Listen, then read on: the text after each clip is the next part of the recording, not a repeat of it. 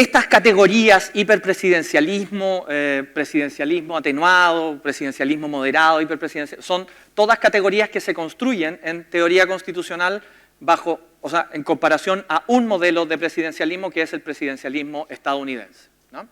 El presidencialismo estadounidense vale como el punto de comparación de los sistemas presidenciales y respecto de ese sistema, muchos presidencialismos en Latinoamérica, incluyendo el que estaba contemplado en la Constitución del 25, en su larga evolución hasta 1980, después en la Constitución del 80, y también en la nueva Constitución son presidencialismos que refuerzan la autoridad presidencial en desmedro de la representación parlamentaria que asume el Congreso, ¿no? ¿Por qué existen estos hiperpresidencialismos? Fabián, por favor, córtame en el momento que corresponda, ¿no? ¿Por qué? Sí. ¿Por qué surgen estos hiperpresidencialismos? Por la razón teórica que suele darse es la siguiente. El presidencialismo está construido por una separación horizontal de poderes, una relación que se denomina en teoría constitucional de frenos y contrapesos, check and balances, ¿no? Esa relación entre agencias estatales, entre el poder del presidente, el Congreso y el Poder Judicial, integra en el corazón del sistema político estadounidense una relación de tensión entre el presidente y el Congreso. El Congreso tiene que controlar al presidente, el presidente tiene que controlar al Congreso. En momentos en donde hay una cohabitación entre fuerzas políticas, es decir, el presidente y el Congreso no están completamente de acuerdo, el sistema presidencialista, tanto el estadounidense como el chileno, y en general los sistemas presidencialistas, tienden a una inactividad, a una ineficiencia, a un bloqueo, ¿no? El presidente necesita el Congreso para aprobar leyes, pero el Congreso no está de acuerdo con el presidente, entonces no puede aprobar esas leyes. El Congreso no puede aprobar las leyes porque el presidente está en desacuerdo, entonces puede vetarlas. El presidente tiene menor margen de acción cuando no cuenta con una mayoría legislativa en el Congreso.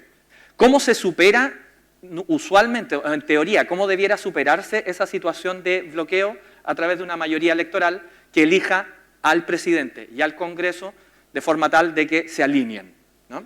O sea, un resultado muy favorable electoralmente. El problema es que cuando eso ocurre, cuando hay una mayoría que elige al presidente y que apoya al Congreso, ¿no? Y entonces son de la misma línea política, el sistema de frenos y contrapesos tiende a mostrarse ineficaz en su rol principal, que es de control y bloqueo mutuo, y entonces se genera una mayoría capaz de acción y decisión que tiende hacia el autoritarismo presidencial, el unipersonalismo, el caudillismo, y sobre esa historia nosotros tenemos varias experiencias en Latinoamérica, ¿no?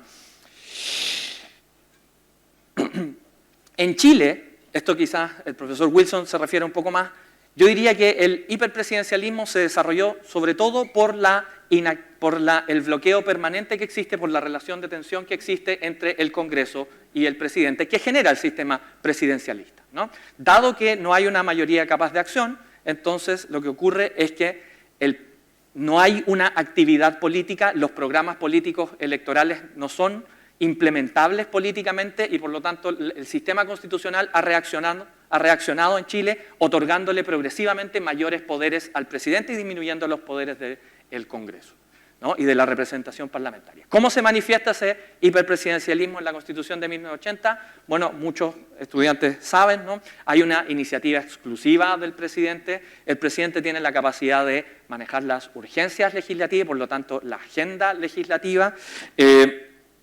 El presidente tiene la posibilidad de presentar indicaciones, es decir, se comporta como un colegislador, ¿no? En un sistema clásico presidencialista, quien legisla es el Congreso. En el hiperpresidencialismo chileno legislan el Congreso y el presidente en conjunto, ¿no? Entonces el presidente es un colegislador que además tiene atribuciones adicionales, ¿no? Además de ser colegislador, el presidente tiene una potestad reglamentaria autónoma bajo la Constitución de 1980, acompañado con un sistema de dominio legal máximo. Eso significa que el Congreso tiene determinadas materias para legislar y el presidente puede reglamentar por sobre todas esas otras materias, ¿no? La opción ideológica que hay detrás de este hiperpresidencialismo, entonces, es un intento consciente de parte de quienes redactaron la Constitución de 1980, que también viene acompañado por la evolución anterior y posterior, de reforzar la autoridad presidencial para que los gobiernos puedan ser eficaces, ¿no? Y entonces el sistema de la Constitución de 1980 ideológicamente pretende reforzar una autoridad ejecutiva, unipersonal, jerarquizada como la del Poder Ejecutivo, para tomar decisiones de manera eficaz, rápida y eficiente, y para eso entonces se produce como efecto colateral o adventicio la disminución de la capacidad representativa del Congreso, ¿no? ¿Cómo se compone el Congreso en la Constitución de 1980? Es un bicameralismo, lo voy a repetir, congruente, simétrico. ¿Qué quiere decir congruente? Tanto la Cámara de Diputados como el Senado responden a los mismos criterios de representación. No hay un criterio distinto de representación en el Senado respecto de la Cámara de Diputados, y eso se puede apreciar en la práctica política usual. Son los mismos partidos, los mismos políticos que están en la Cámara de Diputados y en el Senado. La única diferencia es que los miembros del Senado son mayores y su cargo dura el doble de tiempo, ¿no? Pero la carrera política está estructurada de forma tal de que todos los políticos que pertenecen al Congreso responden al mismo criterio de representación. ¿Qué significa que el bicameralismo sea simétrico? Significa que ambas cámaras tienen las mismas facultades. Es decir, para aprobar una ley se requiere el consentimiento de las dos cámaras. Y entonces fíjense lo que produce un sistema bicameralista simétrico, congruente. Es una repetición, esto no lo digo yo, lo dice Jeremy Bentham en adelante, ¿no? Es una repetición por los mismos políticos del mismo procedimiento, con las mismas facultades, en dos instancias. En la Cámara de Diputados y en el Senado se tramita la misma ley, bajo los mismos criterios, por los mismos representantes, con los mismos partidos políticos, dos veces, ¿no? Y entonces, ¿qué genera eso? Genera una capacidad, por una parte, una capacidad de control intensa, porque ambas cámaras pueden bloquear la legislación, ¿no? Pero por otra parte, se produce una ineficiencia y una ineficacia de la actividad legislativa, porque es el mismo procedimiento que se repite dos veces. O sea, que se repite, ¿no? O que se produce dos veces. La propuesta de nueva Constitución, tengo 3 minutos. 3 minutos, exactamente. Ya. La propuesta de nueva Constitución avanza a mi juicio, en la dirección correcta, modera el hiperpresidencialismo de la Constitución de 1980, refuerza la representación parlamentaria, redistribuye el poder tanto a nivel regional, local y central respecto de Santiago y las comunas, como respecto del presidente y del Congreso, ¿no? El presidente puede ser reelegido por primera, o sea, en la propuesta de nueva Constitución hay un aumento de la posibilidad del presidente de generar programas políticos de largo alcance. Entonces se mantiene la elección presidencial por 4 años, pero se permite la reelección inmediata, ¿no? Y entonces un presidente puede gobernar por 8 años, lo que en principio podría ser criticado como una concentración excesiva en el poder del presidente, pero yo diría que, dado que los poderes del presidente se morigeran, entonces esa crítica pierde un poco de peso, ¿no? El presidente sigue siendo colegislador, pero sus facultades legislativas se disminuyen, la iniciativa exclusiva se reemplaza por las leyes de concurrencia presidencial necesaria, la potestad reglamentaria autónoma sigue existiendo, pero el dominio legal ya no es un dominio legal máximo. Las indicaciones pueden ser presentadas por el presidente también en la propuesta de nueva Constitución, las urgencias son acordadas por el presidente, pero también pueden ser establecidas por por el Congreso de los Diputados y Diputadas, y entonces hay una serie de herramientas que intentan redistribuir el poder legislativo entre el Congreso y el presidente. A mi juicio, insisto, es la dirección correcta, ¿no? En el caso del Congreso, hay un sistema que ya no es congruente y simétrico, sino que es un sistema incongruente y asimétrico. Eso quiere decir que ambas cámaras responden a criterios de representación distinta. En el Congreso de las Diputadas y los Diputados hay una representación proporcional en base a un voto, una persona. En el caso de la Cámara de las Regiones hay una representación territorial, entonces las distintas regiones y comunas tienen una igualdad representativa con independencia de sus del número de sus habitantes, y eso implica, dado que tenemos dos criterios de representación distintos, eso tiene que implicar que las facultades que tienen ambas cámaras son distintas, porque si fueran iguales facultades, entonces habría una afectación del principio democrático, ¿no? Bien, Diego, estamos en el tiempo, así que necesariamente tenemos que darle la palabra al resto de los panelistas para que puedan complementar el punto, dando sus opiniones. Karen, por favor. Bueno, buenos días a todos y todas. Yo quiero partir de una frase que dijo Diego al principio, que dice que en el fondo el plebiscito nos plantea un mundo binario, ¿cierto? Pero que la realidad no es binaria. Y ciertamente la propuesta de nueva Constitución no es binaria. O sea, hay un ejercicio muy interesante que está en el diario La Tercera, online, que es el match constituyente. Entonces te van haciendo ciertas preguntas de acuerdo a tus ideales, principios, etcétera, y tú vas marcando y te va diciendo si es que eres más para un lado o más para el otro. Porque la realidad no es binaria. No necesariamente a alguien le va a gustar todo de la Constitución o a alguien no le va a gustar todo de la Constitución. Ahora, tengo algunas diferencias de criterio con Diego. Yo no soy constitucionalista, soy cientista política, por lo tanto lo veo más desde el punto de vista político. Por ejemplo, en términos del presidencialismo atenuado. Yo tengo dudas respecto de qué tanto se atenúa el presidencialismo, si bien hay algunas facultades que efectivamente, como tú decías, por ejemplo, el tema de las urgencias, que es una facultad hiperpresidencialista per se, pero que hoy día el Congreso ha sabido jugar con eso también, ¿no? No me queda tan claro que se atenúe tanto este hiperpresidencialismo, y me parece que ahí es un elemento en el que la nueva Constitución queda al debe, porque precisamente uno de los temas en cuanto a sistema político tenía que ver con bajar ese hiperpresidencialismo. A mí me parece que al revés lo que se genera es que se atenúa un poco el hiperpresidencialismo, pero a la vez también se atenúa el poder del Congreso. Y voy a explicar en un ratito más por qué cuando hable yo del Congreso, para no hablar tanto rato ahora.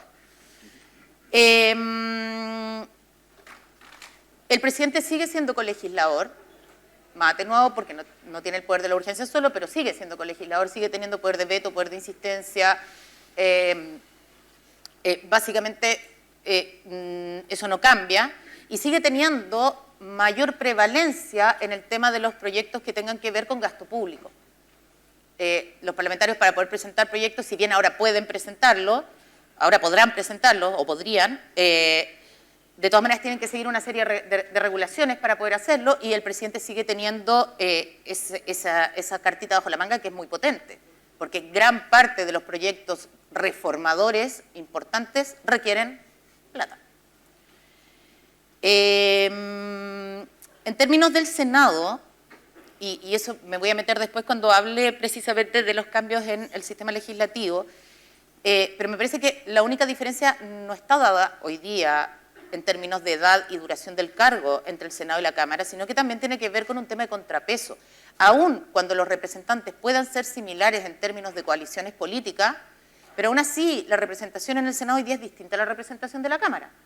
La representación de la Cámara es bastante más pluralista, si se quiere, que la del Senado. En el Senado hay mucho más empate. Y por lo tanto, el Senado hoy día funciona como un contrapeso, que no necesariamente va a funcionar así en un sistema en el que solo hay una Cámara o un Congreso de las diputadas y diputados, porque el Consejo Regional no va a tener las mismas facultades ni el mismo peso que tiene hoy día el Senado. Pero el sistema es bicameral. Ahí me meto a eso. Pero el sistema es bicameral. El sistema es bicameral, claro. Claro. Formalmente. Formalmente. No. O sea, es bicameral, sí, formalmente y materialmente también, solo que es asimétrico. Es que, pero no todo ahí tengo otra duda, porque en realidad en la vida práctica y sobre todo en los últimos años ha pasado a ser tricameral. Por el Tribunal Constitucional. Está bien. Que ha pasado a ser la tercera Cámara. No, pero está bien. Dejemos el Tribunal Constitucional fuera. Yo entiendo que para todos es un consenso que el Congreso está compuesto por dos cámaras. Sí. Claro. Ya. No, sí. No, Sí, ya. ahí no tengo duda. Mi tema es si es que efectivamente, la duda que tengo es si es que efectivamente un Congreso unicameral va a permitir que el Congreso tenga mayor poder o al revés, va a permitir que el Congreso pierda poder. Pero es que no es unicameral, es bicameral. La propuesta. La propuesta no es bicameral en la práctica. ¿Cómo no? No. O sea, no hay práctica porque todavía no está aprobada. No, pero es que ahí entramos entre el mundo del deber ser, que representa el derecho, y el mundo práctico del que... Claro, porque en la práctica el Consejo de las Regiones va a tener mucho menos... Para ordenar la cuestión, tratemos de seguir el orden, porque si no se va a transformar en un, lo que pasa es que en un intercambio de opiniones que no va a ser muy entendible. Yo diría que hay cuestiones que son materia de opinión y hay otras que no. El sistema que está establecido en la propuesta de nueva Constitución contempla para la legislación en los temas... ¿Solo los temas regionales? Bueno, pero esos son muchos temas. No solo los temas regionales, derecho electoral, reforma constitucional, etcétera, una Cámara de las Regiones, y se necesita el consentimiento de esas dos cámaras. Sí. ¿No? Es un sistema bicameral similar al sistema bicameral que existe en Alemania, en España,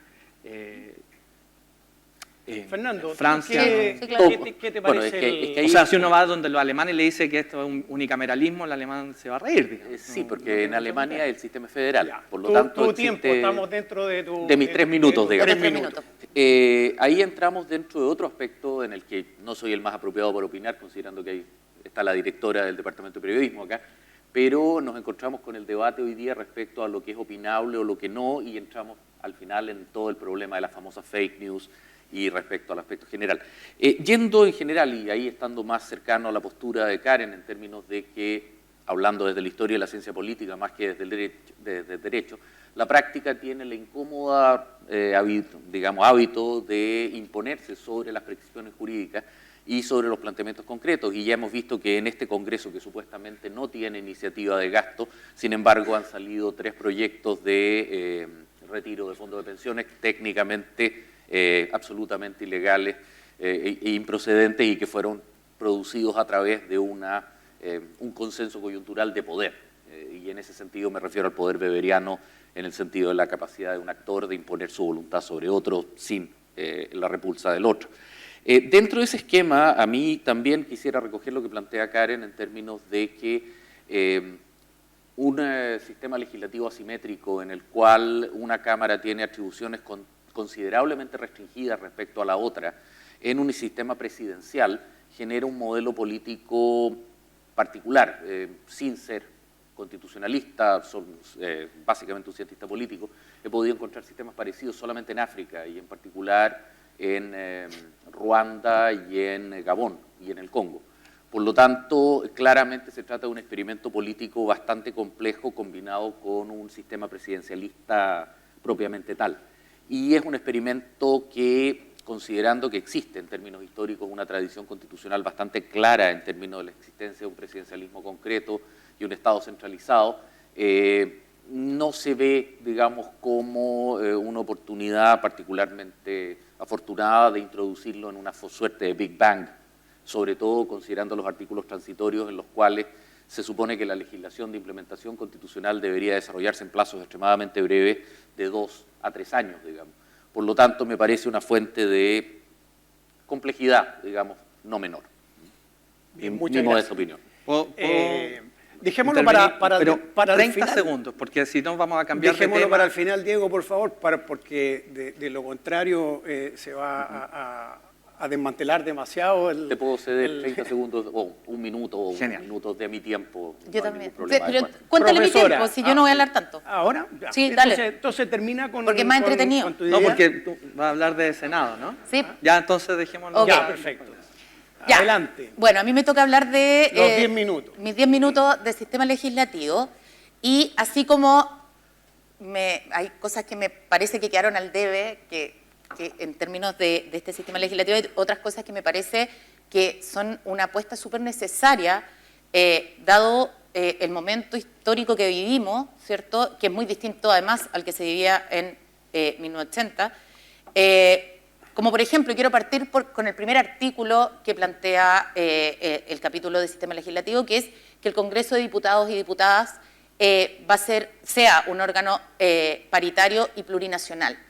Me parece que eso era una deuda con un porcentaje no menor de la ciudadanía, básicamente con las mujeres, que, by the way, somos más del 50% de la población, y con los pueblos originarios, a los cuales, y ahí vamos a empezar a pelear con Fernando, y a los pueblos originarios con los cuales tenemos harto poco reconocimiento. De hecho, la Constitución anterior no los reconoce. Y desde ese punto de vista establece esta paridad y además establece la existencia de escaños reservados para pueblos originarios, que sin embargo ahí a mí me genera algunas dudas y a lo mejor Diego me lo puede explicar bien después, en términos de cómo van a cambiar los quórum, porque estos escaños reservados se agregan a los 155 que siguen existiendo, digamos, se agregan estos escaños reservados y no sé ahí cómo puede influir eso en los quórum para la aprobación de leyes. En términos generales, la Cámara de Diputadas y Diputados o el Congreso de las Diputadas y Diputados sigue teniendo la capacidad de fiscalización de los actos del gobierno, que es una capacidad o una facultad que tiene hoy y que no tiene el Senado hoy día, por lo cual sigue siendo en ese sentido un contrapeso, ¿cierto? En términos de, también dependiendo mucho cómo esté compuesto este Congreso, porque si es un Congreso que mantiene una proporción similar a la que hay hoy día, que tiende un poquito al empate, lo cual no se ha podido morigerar ni siquiera con el cambio del sistema electoral, puede funcionar quizás mejor esa labor de fiscalización que lo que podría funcionar si es que, por ejemplo, el Congreso tiene una mayoría que va en la misma línea política que el presidente de la República, digamos. Pero claro, eso está en el plano de lo que puede ser y que no lo sabremos hasta que sea, así es que sigue también teniendo la facultad de generar comisiones investigadoras que se mantienen bastante similares a lo que son hoy, o sea, que tienen que ver con un téngase presente, con un proponer una sanción política poco concreta, digamos, respecto de temas en los cuales el Ejecutivo pueda haber cometido falta. Quizás un cambio importante en eso es que establece que cualquier persona que sea citada a una comisión investigadora tiene la obligación de asistir, cosa que hoy día no es tan así porque solo la tienen los ministros, subsecretarios, jefes de servicio, etc. Bueno, además está el tema, lo que hablábamos del fin del Senado, ¿cierto? Y del establecimiento de este Congreso bicameral, para que Diego no se me enoje, pero en el cual ambas cámaras tienen un peso político bastante distinto. Y ahí mi preocupación, y de nuevo se me va a enojar Diego, mi preocupación es que finalmente la Cámara de las Regiones no termine siendo un organismo de adorno, como ha pasado hasta ahora, por ejemplo, con los gobernadores regionales. Un organismo con pocas facultades que no pueda hacer un contrapeso real a el Congreso de las Diputadas y Diputados. Pese a eso, me parece que la Cámara de las Regiones, como está planteada, con una composición distinta a la del Congreso de las Cámaras de Diputadas y Diputados y con una representación bastante más grande de las regiones, o sea, independiente del tamaño de la región, tener la misma cantidad de representantes, genera un aporte súper necesario, importante a la descentralización. ¿Ya? Hoy día todas las decisiones se toman en Santiago, gran parte de las decisiones económicas de las regiones también se toman en Santiago, y eso debiese cambiar a partir de la instauración de esta Cámara de las Regiones, que va a tener bastante poder para proponer proyectos de ley, financiamiento, etcétera, para las regiones. Entonces me parece que genera un contrapeso interesante entre Santiago y el resto de las regiones, poniéndolos a un nivel bastante similar. ¿Cómo voy con el tiempo? Termine. 2 minutos. 2 minutos. En términos de las labores, me parece que la Cámara de Diputados queda, o el Congreso de las Diputadas y Diputados queda con una labor bastante más acotada que la que tiene hasta ahora, por cuanto no tiene la posibilidad de contrapesos que ya había planteado respecto de este Senado que deja de existir, y por lo tanto, si en la Cámara no hay ciertas mayorías, el empate puede ser una situación muy compleja para cualquier cambio que se quiera realizar. Siento que en ese sentido podemos estar volviendo atrás un poco a lo que pasaba antes del cambio del sistema electoral. Si en un momento tenemos un presidente de una línea política y una Cámara de Diputadas y Diputados de la misma línea política, salvo en algunas materias, que es la que puntualizaba Diego, el tema de las leyes regionales, reforma constitucional, etcétera, se puede generar una inacción o una pugna entre el presidente y la Cámara o el Congreso de las Diputadas y Diputados bastante complejo. Muchas gracias. Don Diego, ahora sí su escaso tiempo. Ya, dos cosas. Las críticas me parece que están en tensión y es importante ver que cuando uno usa esa tensión, porque uno puede comprometerse con una crítica descuidando la otra y viceversa, ¿no? Y entonces hay dos críticas. Existe por una parte la crítica de que pueda producirse una inacción, pero por otro lado existe la crítica de que la Cámara de las Regiones no generaría un bloqueo. Y esas son dos críticas que están en tensión. Yo creo que es una tensión irresoluble, o sea, hay que elegir una, ¿no? Se convierte en una paradoja. O el problema es que la Cámara de Diputadas y Diputados no puede actuar y entonces eliminar el Senado es buena idea, porque la idea es que actúe, o la crítica es que la Cámara de Diputadas y Diputados puede hacer demasiadas cosas, convertirse en una mayoría, una tiranía de la mayoría, etcétera, y entonces ahí la eliminación del Senado es una mala noticia, ¿no? Es que pasa por lo que yo te digo, que la cuestión no es binaria. No, perfecto. Entonces hay que comprometerse con una crítica, diría yo. Yo diría que el riesgo real no está en la posibilidad de que la Cámara de Diputados se convierta en una tiranía de la mayoría. No por la eliminación del Senado. El Senado pocas veces sirvió como bloqueo de la Cámara de Diputados. Lo que sirvió en general el Senado fue como bloqueo en varios gobiernos al poder presidencial, ¿no? Que puede ser el mismo poder con el poder legislativo. Pero la Cámara de Diputados, como tú mismo dijiste, está en una situación de empate y de fragmentación que la propuesta de nueva Constitución, y esa es una crítica que yo le haría, no soluciona. Eso tampoco está solucionado por la Constitución de 1980, entonces no es un problema que sea relevante para la elección. La cuestión es cuál es la Constitución que tiene mejores herramientas para superar eso. Pero hay un problema inherente al sistema político de partidos chileno, que es la fragmentación política, y eso impide que la Cámara de Diputados pueda erigirse como una especie de tiranía de la mayoría, porque no tiene la posibilidad de hacerlo. Respecto del bicameralismo asimétrico, yo creo que en vez de especular, lo que podemos hacer es leer el artículo 268, que define cuáles son las leyes de acuerdo regional. 1. Las que reformen la Constitución, las que regulen la organización, las atribuciones y el funcionamiento de los sistemas de justicia, del poder legislativo y de los órganos autónomos constitucionales. Es decir, cualquier ley orgánica, cualquier ley de organización del Estado tiene que contar con el acuerdo de la Cámara de las Regiones. Esa es una gran parte de la legislación de un Estado, ¿no? C. Las que regulen los estados de excepción constitucional. D. Las que creen, modifiquen o suprimen tributos o exenciones y determinen su progresión o proporcionalidad. Materia tributaria también es de acuerdo regional. ¿Es de interés de las regiones necesariamente? No sabemos, pero aquí hay un cierto bicameralismo que tiende hacia la simetría, ¿no? E. Las que directamente irroguen al Estado gastos cuya ejecución corresponda a las entidades territoriales. Toda plata que se vaya a gastar en los territorios. En las regiones, no en el Estado central. La que se vaya a gastar en las regiones. Sí, pero todas las... Por eso, o sea, te aumenta el peso de las regiones versus Santiago. F, las que implementen el derecho a la salud, el derecho a la educación y el derecho a la vivienda. Y aquí no dice Santiago regiones ni dice solo Santiago. Esos tres derechos son leyes de acuerdo regional. O sea, ese es el conjunto de derechos sociales que están establecidos, son los más importantes que están establecidos. Todas las leyes de implementación de los derechos sociales tienen que contar con un acuerdo de la Cámara de las Regiones. Yo no diría tan suelto de cuerpo que esto es un bicameralismo asimétrico o que la Cámara de Diputadas y Diputados tiene todo el poder y que la otra Cámara es decorativa. Eso ciertamente es una exageración que no contribuye al debate, ¿no? Y aquí faltan varios numerales después, o sea, varios literales que consagran otras leyes de acuerdo regional.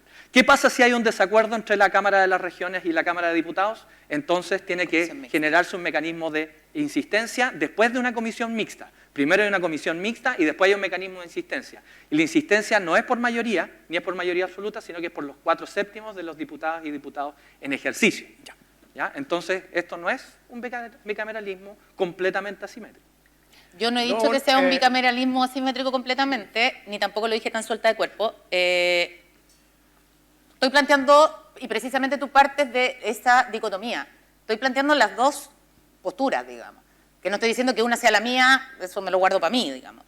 Pero son las dos posturas que están en juego, en el fondo. Y que sí hay que jugársela por una, No queda otra opción, digamos. Don Fernando, su tiempo. Aquí en general volvemos a un tema que es la base de la existencia de las constituciones y precisamente lo que voy a presentar en los próximos 10 minutos, que tiene que ver esencialmente con la distribución y equilibrio de poder.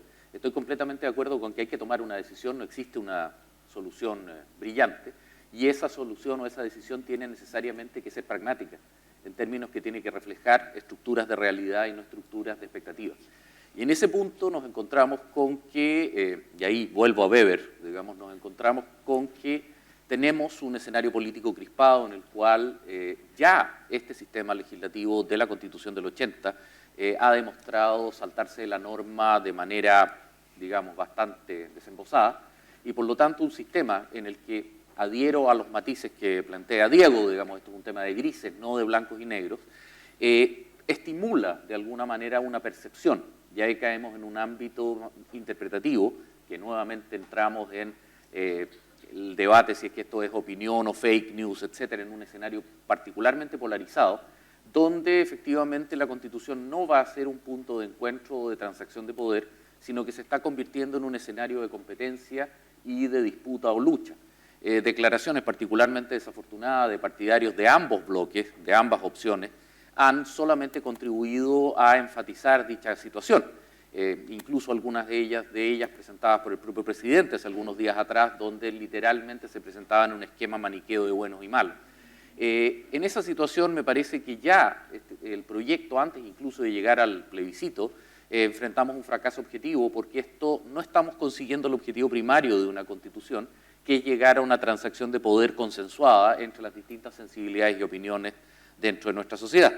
Y por lo tanto, sea cual sea la opción que triunfe el 4 de septiembre, nos vamos a encontrar con un problema objetivo que no ha sido resuelto por este nuevo documento, reitero, triunfe o sea derrotado en el plebiscito, generándonos un problema mayor que tendríamos que comenzar a abordar ya no desde un prisma del 4 de septiembre, sino que desde el 5 de septiembre en adelante, de cómo vamos a volver a enreglar una situación que no se convirtió en, lo que a estas alturas es un cliché bastante ciútico, digamos, la casa de todo, convirtiéndose en un problema concreto. No sé si hay algún comentario respecto a eso antes de comenzar con lo que vendría siendo mi presentación. No, pero hagámosla de continuo. De continuo, entonces. Bien. A ver, aclaremos desde ya, digamos, mi grado y mi doctorado son en Historia, mi magíster es en Ciencia Política, por lo tanto no puedo hablar desde el derecho constitucional, ni pretendo hacerlo, digamos, no soy abogado ni pretendería impostarme en esa condición. Formado además en una escuela basada en los anales y en la larga duración, quizás es oportuno recordar que en el mundo romano la idea de constitución, de constitucio, nace en el marco de las guerras patricio-plebeyas, precisamente para otorgarle a los sectores proletarios, digamos, los de verdad, los originales, digamos, garantía respecto al régimen de administración que presentaba digamos, la monarquía romana y posteriormente la república en el marco de los patricios, las familias, digamos, los gens de la nobleza romana que habían administrado este equilibrio de poderes de la Liga del Septimontio. El concepto de constitución vuelve a ser resucitado durante el mundo medieval, particularmente en relación al equilibrio de monarquías particularmente debilitadas respecto a señoríos feudales extremadamente fuertes. Figuras como, probablemente la más conocida por ustedes en términos generales, la Carta Magna en 1215, reflejan esa transacción entre un rey debilitado, Juan sin tierra, y los varones del reino en el vado de Runnymede, digamos en el Thames, donde los Plantagenet tienen que cederle poder a los nobles y a los comunes del reino, por primera vez en la historia británica y en lo que es la tradición del constitucionalismo anglosajón occidental. El paso a la Constitución norteamericana en 1787 es un nuevo reflejo de esa inestabilidad y de esa tensión. Originalmente los Estados Unidos busca gobernarse desde el Congreso. Los congresos continentales sucesivos, digamos, y los congresos confederados sucesivos llegan a una situación de crisis profunda que en 1786 lleva a una convocatoria de una convención constitucional, la cual emite un documento final en 1787, que es la Constitución norteamericana hasta el día de hoy, precisamente regulando en un esquema federal, por favor, el poder de las comunidades locales, antiguas colonias, ahora estados, y el poder central del cual las comunidades norteamericanas desconfían en forma estructural hasta el día de hoy. En ese sentido, la Constitución norteamericana y su red de check and balances se separa un poco de la tradición anglosajona británica propiamente tal, en el sentido de que ya no es una desconfianza de estamentos, sino que más bien de comunidades respecto a un gobierno federal. La tradición chilena, constitucional chilena, se separa un poco de las tradiciones liberales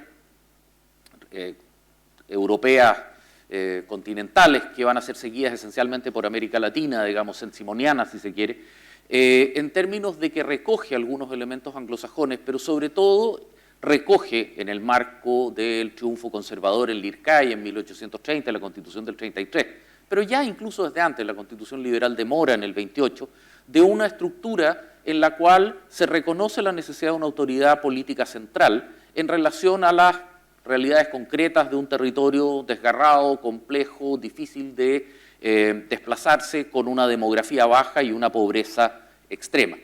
Estamos hablando, reitero, 1828-33. En ese sentido, lo que ha venido en ser llamado y se ha convertido también en una suerte de comodín, digamos, una test de Rorschach, digamos, que es interpretado por muchos en formas completamente distintas, el Estado portaliano, con una autoridad centralizada, con una figura presidencial particularmente potente, pero también con figuras parlamentarias que progresivamente recuperan poder con el paso del tiempo, se ha convertido en una dicotomía recurrente en nuestra historia. La Constitución del 33 será reformada en reiteradas ocasiones, en la década del 60, en la década del 70, finalmente en 1892-94, devolviéndole poder al Congreso hasta llegar a una pseudo república parlamentaria, que no lo fue en términos reales, y que se extenderá hasta el 25. Luego se le devuelve el poder a la presidencia bajo el marco de la Constitución del 25, digamos, no muy, digamos, santa en su aprobación, recordemos un plebiscito bastante complejo, bastante cuestionable, digamos, convocado por Arturo Alessandri, pero que concluye en un sistema que luego, después del golpe del 11 de septiembre, digamos, y el colapso institucional del gobierno de la Unidad Popular, lleva a la Constitución del 80. Y eso nos recuerda que las constituciones son esencialmente transacciones de poder. Y rara vez una constitución se adopta en una situación de normalidad. Ninguna sociedad que está en una situación de normalidad y estabilidad cambia su modelo constitucional. Estoy seguro que deben haber más de algún ejemplo, pero no son la norma. Lo regular es que las constituciones se cambian en situaciones de crisis. En esa situación tenemos que recordar que, por tanto, una nueva constitución representa un rebaraje de las estructuras de poder. Y las tradiciones chilenas han mostrado una tendencia a la recurrencia de estructuras de autoridad central definidas, que de alguna manera tienen un fuerte reflejo en las exigencias sociales. Recordemos que los presidentes que son capaces de transmitir una imagen de poder, sea duro o blando, normalmente gozan sustancialmente de mejor aprobación social que aquellos presidentes que son considerados como débiles y se les recrimina precisamente su debilidad. En esa situación, el proyecto constitucional actual, no entrando en su articulado más allá del debate que podemos tener de las contradicciones y en algunos casos abiertos de errores gráficos, como fue el caso del retiro de la nacionalidad que se detectó hace algunos días atrás y otros casos más, genera una serie de complicaciones respecto a lo que ha sido el debate respecto a él, en términos de conceptos como el que generó esta disputa hace algunos minutos acá mismo, hace algunos momentos, respecto a bicameralismo asimétrico, si es asimétrico o no, si es real o no, si es que es realmente un presidencialismo atenuado, que algunos siguen planteándolo, pero en el que yo creo que estamos todos de acuerdo que no es tal. Podemos discutir en cuán hiperpresidencialista es, pero ciertamente no lo es. Y la incorporación de experimentos en una serie de ámbitos respecto a los cuales podríamos discutir con anterioridad, que podrán ser más convenientes o no según los determinados sectores, pero que nos están, de opinión, pero que nos llevan a un plebiscito en el que, y ahí me sumo completamente a lo que planteaba Diego, nos reduce a un esquema de blancos, de negros, de sís, de nos, de apruebos o rechazos, en el cual lamentablemente no vamos a resolver el problema central que llevó al acuerdo del 15 de noviembre, que llevó a esta convención, que era básicamente producir nuevamente affectio societatis, digamos, una nueva amistad cívica, una nueva concordia cívica dentro de la sociedad chilena, y que normalmente buscara nuevamente el cliché ciútico, o más bien el reconocimiento de la existencia del otro, el viejo concepto de Norberto Bobbio, digamos, de que la democracia es el gobierno de la mayoría con el respeto a los derechos de la minoría, donde nos encontramos con sectores de lado y lado que niegan el derecho del otro incluso hasta existir. En una situación así, me parece, y aquí hablo nuevamente como historiador y cientista político, insisto, nuestro desafío como sociedad hoy día es volver a una ecuación de poder concreta y que el debate constitucional se está convirtiendo en una suerte de placebo o sucedáneo que nos está distrayendo del verdadero debate social que debemos desarrollar en respecto a cómo reconstruir los consensos sociales básicos sobre la base de los cuales nos relacionamos y respecto a los cuales corremos un severo riesgo de que el 5 de septiembre no sea el de la celebración ya sea del triunfo o derrota de un nuevo proyecto de constitución, sino que de una vindicta entre vencedores y vencidos, cual final de la Guerra Civil de 1891. A mí, más que preocuparme el 4 de septiembre, me preocupa el 5 y las condiciones en que la sociedad chilena esté funcionando en ese momento. Eso sería. Bueno, muchas gracias. Yo cortito, yo hablo cortito siempre. 3 minutos. Dejo la escoba, pero hablo cortito. Algunos elementos que me gustaría poner de relieve.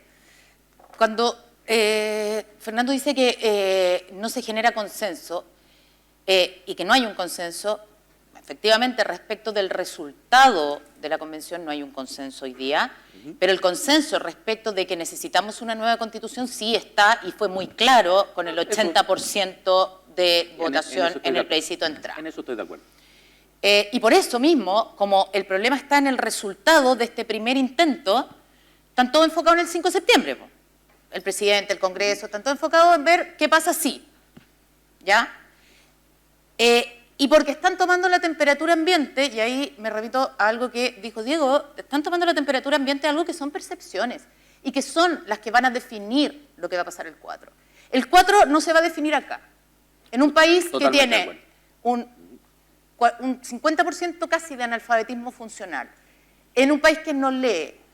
Acá estamos en una élite intelectual en la cual, aún así, creo que no todos han leído la Constitución entera. En una Constitución que además tiene el triple de articulado que lo que tenía la del 80. Entonces, ¿dónde se va a jugar lo del 4? En las percepciones. En la lucha de campaña, quién te promete un futuro más esperanzador en el fondo, que es lo que se votó en el plebiscito de entrada, pero no se va a definir en el articulado y en la letra chica, porque la gente no lo va a entender ni lo va a leer. Diego. Y lo último, los experimentos permiten avanzar y también, en la historia. Y también destruyen sociedades, pero eso es un detalle, digamos. La Revolución de Octubre del 17 también fue un experimento, digamos. Sí, y la terapia de shock introducida por Pinochet en 1973 en adelante es el primer experimento neoliberal radical en el mundo. Bueno, ¿queremos repetir introducido eso? en Chile. O sea, no. Bueno, dígame usted, yo no tengo por qué decir dónde está aquí el experimento de terapia de shock, que acompañado por una tortura y terror sistemático del Estado en unas condiciones de dictadura tal, ¿no? Ahora, usted se refirió a la relación entre realidad versus expectativa, yo estoy completamente de acuerdo con eso y también estoy de acuerdo contigo. A mi juicio, la realidad es lo que hay que reconocer como una realidad, y yo creo que hay un consenso bien extendido al respecto, es que la Constitución de 1980 está muerta. Yes. Ni los defensores del rechazo, ni los defensores del apruebo quieren mantener vigente la Constitución de 1980. La Constitución de 1980 se acabó. Nadie la respeta. No la respetan ni sus partidarios, si es que quedan, ni la respetan los que están en contra. Eso genera, por ejemplo, presión por declaración permanente de estado de excepción en todos lados. Eso genera vulneraciones en el Congreso respecto de las reglas básicas de la Constitución en todas partes y en todo momento. Eso genera inactividad programática y frustración en las expectativas políticas en todos los gobiernos, sea de derecha, sea de izquierda. La Constitución nadie la defiende. La alternativa que está en el plebiscito no es entre la Constitución de 1980, 2005, cualquiera, y la nueva Constitución. La alternativa es: partimos solucionando la crisis constitucional chilena.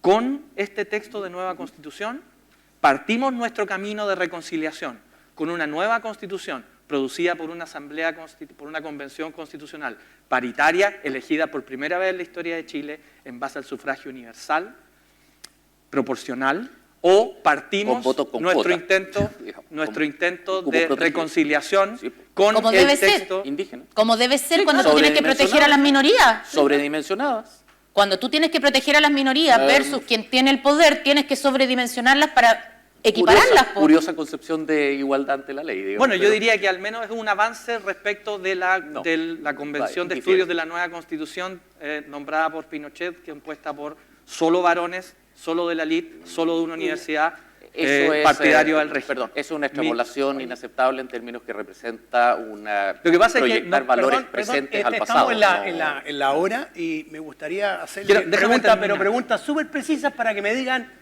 sí, no, si están de acuerdo o no, pero nada más que eso. La Constitución, el proyecto, introduce voto obligatorio. ¿Sí o no? Sí. Sí. ¿Si estoy de acuerdo con el voto obligatorio? Sí. Sí. Ya. Voto voluntario a partir de los 16 hasta antes de los 18. No. No. No me problema. Ya. Ningún problema. La Constitución introduce la posibilidad de que existan proyectos iniciados por los ciudadanos. No, lo considero populismo. Sí, me parece que es básico de la participación. Sí. Ya. Y por último, podrían haber muchas otras cosas, pero la Constitución introduce ahora la posibilidad que también se genere a partir de la ciudadanía la posibilidad de derogar leyes. No, definitivamente. Con ciertos requisitos, sí. Salvo en materia tributaria, que lo dice el proyecto. Está bien, pero ¿cuál es la relevancia de, o sea, porque no, con todo respeto, Fabián, no convirtamos esto en una entrevista como de pimponeo, ¿no? Sí, para terminar la cuestión que cosas que no fueron abordadas durante la conversación. Sí, yo no, a mí me da lo mismo. Si la ciudadanía puede o no derogar, no creo que se vaya a hacer mucho. No creo que sea una cuestión muy significativa desde el punto de vista del sistema político. Ahora, si es que veo algún problema manifiesto de mal funcionamiento del sistema político, porque la ciudadanía, cumpliendo ciertos requisitos altos, dicho derogue leyes, no lo veo. Es una decisión que estaba ahí, era posible adoptarla y se adoptó. Ya, perfecto. Bueno, les quiero agradecer a todos por su buena disposición, por el tiempo que han dedicado a la participación. Y bueno, como ya nos pilló el tiempo asignado, tenemos que darle paso al otro panel. Así que bueno, muchas gracias de nuevo, muchas gracias a todos los que asistieron. Muchas gracias.